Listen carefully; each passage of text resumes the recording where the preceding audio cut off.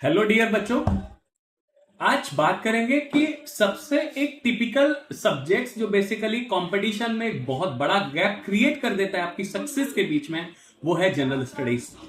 जब आप जीएस या एसएसटी की बात करते हैं तो उसमें ही आपको सबसे ज्यादा डिफिकल्टीज होती है, क्योंकि आपको उसमें बहुत सारी चीजें लर्न करनी होती है। एक्चुअल में ये मिसकंसेप्शन है कि आपको याद करना होता है।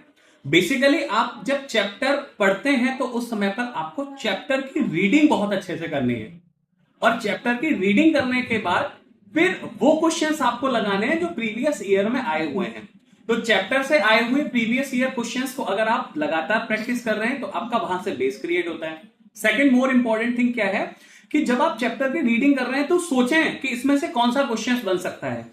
जैसे बाबर ने कौन कौन से युद्ध किए, तो अपने दिमाग में उसी चीज को बार बार रिकॉल करना है आपको कि कौन कौन से वॉर्स बेसिकली बाबर ने फाइट किए और बाबर कौन कौन सी जगह पर बेसिकली विन हुआ और कहां उसको डिफीट मिला है।